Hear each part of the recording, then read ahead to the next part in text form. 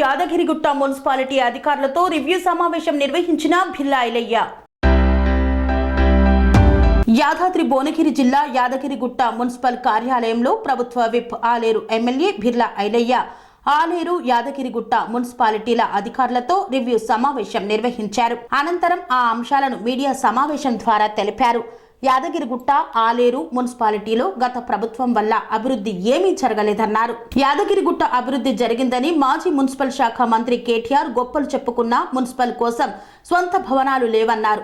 Election ముందు ఆలేరుకు 15 కోట్లు, యాదగిరిగుట్టకు 25 కోట్లను పేపర్ పైన అనుమతులు ఇచ్చి గాలికి వదిలేశారన్నారు. మంత్రి కోమటిరెడ్డి వెంకటరెడ్డితో జరిగిన రివ్యూ సమావేశంలో యాదగిరిగుట్ట అభివృద్ధిపై, పలు నిర్మాణాలు, సమస్యలపై చర్చించామన్నారు. యాదగిరిగుట్ట పైకి ఆటోలు వెళ్లేలా చర్యలు చేపడుతున్నామన్నారు. యాదగిరిగుట్ట ఆలేరు మున్సిపాలిటీలో నిధుల కొరత చాలా ఉందని పేర్కొన్నారు. 2 మున్సిపాలిటీలలో ప్రతి నెల 2వ తారీఖు జీతాలు చెల్లించేలా చర్యలు తీసుకుంటామన్నారు. 2 మున్సిపాలిటీల నిధుల మంజూరు కొరకు సీఎం రేవంత్ రెడ్డి దృష్టికి తీసుకొని వెళ్లి నిధుల మంజూరుకి కృషి చేస్తామన్నారు. మున్సిపాలిటీలు అభివృద్ధి లక్ష్యంగా పనిచేస్తామని తెలిపారు భిల్లా ఐలయ్య. అందరికీ నమస్కారం. ఈరోజు ఆలేరు నియోజకవర్గంలోని 2 మున్సిపాలిటీలు ఆలేరు, యాదగిరిగుట్ట 2 మున్సిపాలిటీ మీద అభివృద్ధి కార్యక్రమం మీద, గత ప్రభుత్వం చేసినటువంటి పనుల మీద, రేపు జరగబోయే కార్యక్రమం మీద రివ్యూ మీటింగ్ ఏర్పాటు జరిగింది. గౌరవ మున్సిపల్ చైర్మన్లు, కౌన్సిలర్లు, కమిషనర్లతోటి, సంబంధిత ఏఈలతోటి ఈరోజు సమావేశం ఏర్పాటు జరిగింది. తెలంగాణలో పేరుగాంచినటువంటి మొదటి తిరుపతిగా ఉన్నటువంటి యాదగిరిగుట్ట, దీన్ని యాదాద్రిగా మార్చినటువంటి గత ముఖ్యమంత్రి, మాజీ ముఖ్యమంత్రి కేసీఆర్ ఎంతో ప్రతిష్టాత్మకంగా యాదగిరిగుట్టను అభివృద్ధి చేసిన, యాదగిరిగుట్టను డెవలప్ చేసిన అని చెప్పిండు. మరి 2 మున్సిపాలిటీలకు సంబంధించినటువంటి మాజీ మంత్రివర్యులు కేటీఆర్ గారు యాదగిరిగుట్టను, ఆలేరును మున్సిపాలిటీ చేసిన తర్వాత ఏ రకంగా వీటికి నిధులు ఇవ్వకుండా, ఇక గుట్టకు వచ్చే నిధులను కూడా పూర్తిగా రానివ్వకుండా, ఇక్కడ యాదగిరిగుట్టలో వైటీడీ అని చెప్పి ఒకటి కొత్తగా సృష్టించి ఆ వైటీడీ ద్వారా యాదగిరిగుట్ట పట్టణం అభివృద్ధి చెందాలి. కానీ దాని ద్వారా పూర్తిగా కొండ కింద ఉన్నటువంటి పరిసర ప్రాంతాలు అశుభ్రంగా డెవలప్మెంట్కి నోచుకోకుండా, ఏ ఒక్క ట్యాక్స్ కట్టినా ఇక్కడ సుమారు 7 గ్రామాలు, గుట్టతో సహా 7 గ్రామాలు నిధులు మొత్తం వైటీడీ పోతున్నాయి. మరి ఇక్కడ గ్రామాలలో, ముఖ్యంగా గుట్ట టౌన్ పట్టణంలో రాష్ట్ర నలుమూల నుంచి వచ్చే ప్రజలకు, భక్తులకు వసతులు కల్పిస్తున్నటువంటి ఈ పట్టణ మున్సిపాలిటీకి మాత్రం నిధులు లేక ఇలా పట్టణ అధ్వాన పరిస్థితుల్లో మారింది. తెలంగాణ ప్రభుత్వం, గత ప్రభుత్వం గొప్పగా చెప్పుకుంటుంది, మేము యాదాద్రిని అభివృద్ధి చేసినాం, ఆలేరు మున్సిపాలిటీని అభివృద్ధి చేసినాం, గుట్ట మున్సిపాలిటీ అని చెప్పి 2 మున్సిపల్ భవనాలు కడతామని చెప్పి ఇంతవరకు దాన్ని కూసేలేదు. ఏదో ఎలక్షన్ ముందర ఆదరబాదరా స్టోన్లు వేసారు, ఒక్క మున్సిపల్ భవనం లేదు. ఇలా మున్సిపాలిటీ ఏర్పాటేసి 5 సంవత్సరాల దగ్గర కావస్తుంది, కనీసం సొంత భవనాలు లేవు. అదే మాదిరిగా ఇక్కడ గుట్టకు స్థానికంగా వచ్చే భక్తులకు ఎన్నో విధాల వసతులు కల్పించి, కొండ కింద మున్సిపల్ నుంచి సిబ్బంది కానీ, మున్సిపల్కి సంబంధించినటువంటి అధికారులు కానీ అన్ని వసతులు కల్పిస్తే ఇవాళ కొండపైన ఉన్నటువంటి ఆదాయాన్ని, గతంలో గ్రామ పంచాయతీ ఉన్నప్పుడు 30% వచ్చేది, మేము పెట్టిన ఖర్చు 30% ఇచ్చేది. ఇవాళ 2018 మున్సిపల్ ఏర్పడక ముందుకు 1,70,00,000 డ్యూ బకాయి పడ్డది. మున్సిపల్ ఏర్పడిన తర్వాత సుమారు ఒక 4-5 కోట్లు మళ్ళా బకాయి పడ్డది. ఇలా మున్సిపల్ మంత్రిగా ఉన్నటువంటి మాజీ మంత్రి కేటీఆర్ గొప్పగా చెప్తాడు, మేము మున్సిపాలిటీని అభివృద్ధి చేసినాం, యాదగిరిగుట్టను అభివృద్ధి చేస్తామని చెప్తున్నాడు. అక్కడ ప్రైవేట్ కార్పొరేషన్ TUFDI IDC ద్వారా పోయిన సంవత్సరం మున్సిపల్ ఆలేరులో కానీ, ఇక్కడ గుట్టలో కానీ 20 కోట్లు అప్పు తీసుకున్నాడు. అంటే అప్పు ద్వారా ఈ ప్రాంతంలో అభివృద్ధి చేసిన గొప్ప చెప్పి, ఎలక్షన్లు వచ్చినాయని చెప్పి మొన్న ఎలక్షన్ ముందర మళ్ళీ ఒక 25 కోట్లు యాదగిరిగుట్టకు, 15 కోట్లు ఆలేరుకు అప్పు తీసుకున్నారు. దానికి జీవోలు కూడా ఈ రకంగా జీవోలు ఇచ్చి ఎలక్షన్ల ముందు ఆధారబాదరగా ప్రతి గల్లీలో ఫౌండేషన్ స్టోన్ వేయడం జరిగింది. మరి ఏ ఒక్క రూపాయి కూడా ప్రభుత్వం నుంచి కేటాయించకుండా కార్పొరేషన్ అప్పు తెచ్చి, మళ్ళీ కార్పొరేషన్ అప్పు కూడా ఇక్కడ మున్సిపల్ నుంచే కట్టాల్సిన విధిగా వాళ్ళు జీవోలు తెచ్చారు. కాబట్టి గత ప్రభుత్వాలు పూర్తిగా యాదగిరిగుట్టను విస్మరించినాయి. ఏదో పేరుకే మేము కొండను అభివృద్ధి చేసామన్నారు. కొండ మీద కూడా వచ్చే భక్తులకు ఎలాంటి సౌకర్యాలు లేవు. దాని మీద మన రాష్ట్ర R&B మంత్రి, ఆటోగ్రఫీ మంత్రి పెద్దలు కోమటిరెడ్డి వెంకరెడ్డి గారితో మొన్ననే రివ్యూ మీటింగ్ పెట్టినాం. రేపు కొండ మీద డార్మెంట్ రాడ్తో పాటు వచ్చే భక్తులకు అన్ని విధాల వసతులు కల్పిస్తామని చెప్పి మంత్రి గారు మాట ఇవ్వడం జరిగింది. రేపు గౌరవ R&B మంత్రి కూడా యారుటను సందర్శించి ఆలేరులో వాళ్ళ అభివృద్ధి కార్యక్రమాలకు శంకుస్థాపనతో పాటు ఈ మా నిధులు మాకు కావాలి, ఇక్కడ అనాలోచితంగా పెట్టినటువంటి ఈ వైటీడీ ద్వారా మా ప్రాంతానికి అభివృద్ధి లేదు, మేము ఏదైతే మా ట్యాక్స్ ద్వారా వచ్చే నిధులను మా ప్రాంత అభివృద్ధి కోసం మేము వెచ్చించడం కోసం మాకు పర్మిషన్ ఇవ్వాలని చెప్పి మా గౌరవ ముఖ్యమంత్రి గారు కూడా రిప్రజెంట్ ఇచ్చి మళ్ళీ యారుటను పూర్వభావం తెచ్చి ప్రజలకు దేవుడు అందుబాటులో ఉండే విధంగా మేము చేస్తామని చెప్పి మేము ప్రజలకు మాట ఇచ్చినాం. ఆ మాట నిలబెట్టుకోబోతున్నాం. 9.5 సంవత్సరాలు అధికారంలో ఉండి రాష్ట్ర ముఖ్యమంత్రిగా 9.5 సంవత్సరాలు చేసినటువంటి కేసీఆర్ కానీ ఇక కేటీఆర్ మాట్లాడుతాడు పొంతలేని మాటలు. మరి తెలుగుని మాట్లాడుతుండా, అధికారం కోల్పోయిన బాధతో మాట్లాడుతుండా, ఇంకా నేనే మంత్రి అనుకుని అహంకారంతో మాట్లాడుతుండా, పిచ్చి మాటలు మాట్లాడుతున్నాడు.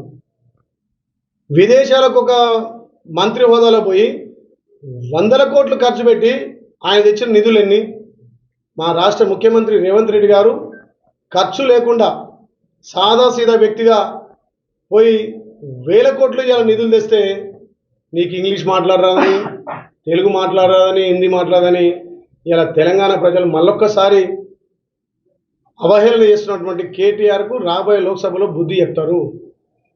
రేవంత్ రెడ్డి గారు గెలిచిన నుంచి ఒక్కరోజు కూడా నిద్రపోకుండా, మా మంత్రివర్గం కూడా ఒక్కరోజు నిద్రపోకుండా రాష్ట్రాన్ని ఏ విధంగా అభివృద్ధి చేయాలి, రాష్ట్రం ఏ విధంగా కొల్లగొట్టబడ్డది, దాని మీద జ్యుడిషియల్ ఎంక్వైరీ వేసుకుంటూ ఇప్పుడు ఏ రకంగా ఆర్థిక సంస్థను గాడిలో పెట్టాలనే తపనతోటి ప్రతి శాఖ మీద రివ్యూ చేసుకుంటూ శ్వేతపత్రం ఇస్తుంటే ఎక్కడ మా దొంగతనాలు, మా అరాచకాలు బయటపడతాయని చెప్పి ఎదురుదాడి చేస్తున్నాయి. తల్లి సోనియం ఏదైతే అభయస్థం పేరు మీద 6 గ్యారెంటీలు ఇచ్చిందో వాటిని అమలు చేయడానికి కాంగ్రెస్ పార్టీ చిత్తశుద్ధితో పనిచేస్తుంది. మీరు ఇచ్చినటువంటి తెలంగాణ ప్రజలు ఇచ్చినటువంటి తీర్పుకు, మీరు ఇచ్చినటువంటి ఆశయంతో ప్రభుత్వం వచ్చిన 45 గంటల్లోనూ 2 ఇంప్లిమెంట్ చేసినాం. ఈ వారం 10 రోజుల్లో ఇంకా 2 ఇంప్లిమెంట్ చేయబోతున్నాం. ఈ 100 రోజుల్లో ఇచ్చినటువంటి 6 గ్యారెంటీతో పాటు గత ప్రభుత్వం చేసినటువంటి కొన్ని స్కీమ్లను కూడా చిత్తశుద్ధితోటి పేద ప్రజలకు అక్కరొచ్చే ప్రతి స్కీమును కూడా ఇలా పేద ప్రజలకు అందిస్తున్నాం.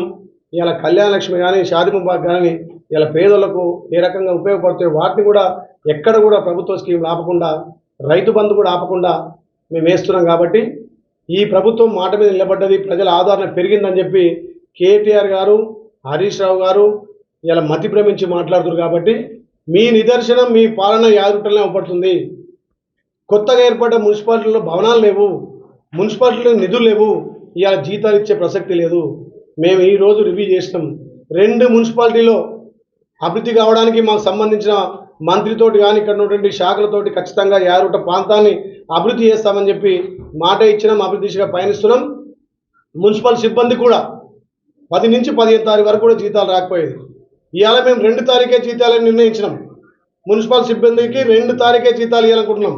ఇక్కడ మున్సిపాలిటీలో ఉన్నటువంటి పెన్షన్లకు కూడా ఎక్కడో పొంతం లేకుండా పాత ఉన్నటువంటి అధికారులు కానీ, పరిపాలన చేసినటువంటి వాళ్ళు కానీ వాళ్ళ స్వలాభం కోసం ఎక్కడ ఏర్పాటు చేస్తే ఇలా ప్రజల కోసం ఇక్కడనే పోస్ట్ ఆఫీస్ పెట్టి మున్సిపల్ బిల్డింగ్లనే వృద్ధులకు కానీ వికలాంగులకు పెన్షన్ ఇవ్వాలని చెప్పి డిసైడ్ చేసినాం. 2 తారీఖునే సిబ్బందికి జీతాలు, మున్సిపల్ బిల్డింగ్లోనే అందరికీ అందుబాటులో ఉండి పెన్షన్ విధానం, రేషన్ షాప్ కూడా ఎక్కడ అకేషన్ ఉంటే అక్కడనే స్థానిక ప్రజలకు ఇచ్చేట్టుగా మున్సిపల్లో మొత్తం ప్రక్షాళన చేస్తాం. కాబట్టి ఇది ప్రజాపాలన, ప్రజల పాలన.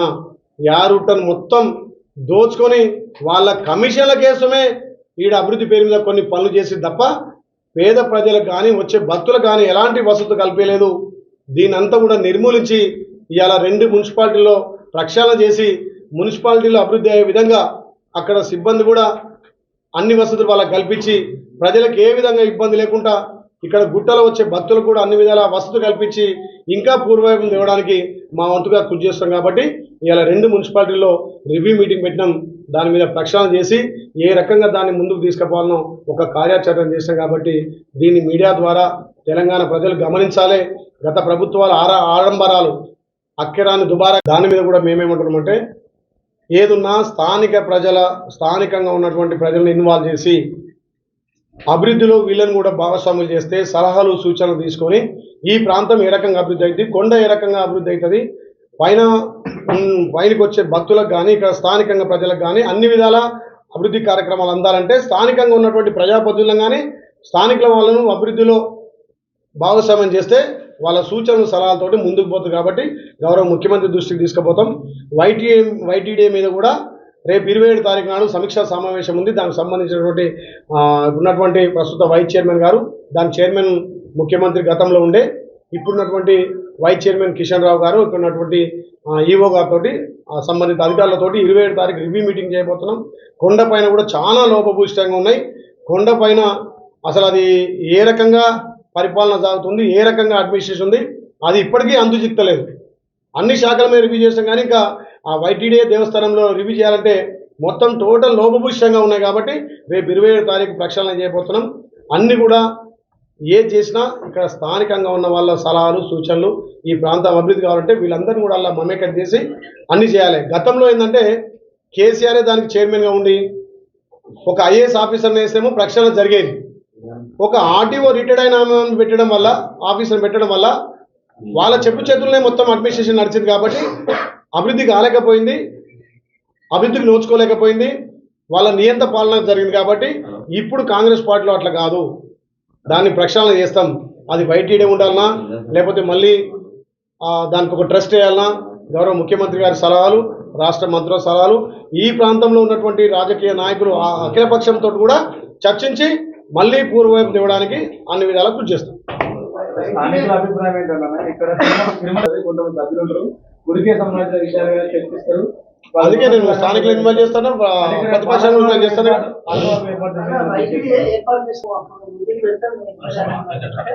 వైటీడీ అనేది ఏంటి?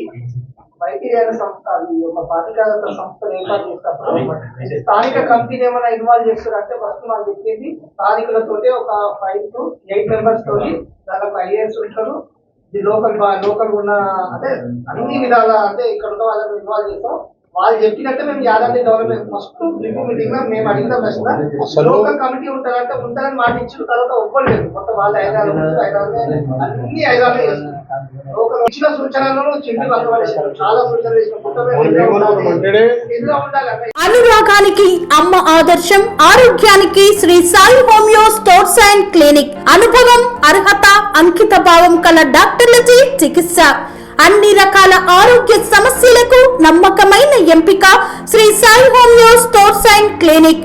డయాబెటిస్, కీళ్ల నొప్పులు, సయాటికా, వెన్నుముక్క సమస్యలు, థైరాయిడ్, నిద్రలేమి, మానసిక సమస్యలు, ఋతు సమస్యలు, అన్ని రకాల దీర్ఘకాలిక వ్యాధులకు ప్రత్యేక హోమియో వైద్యం.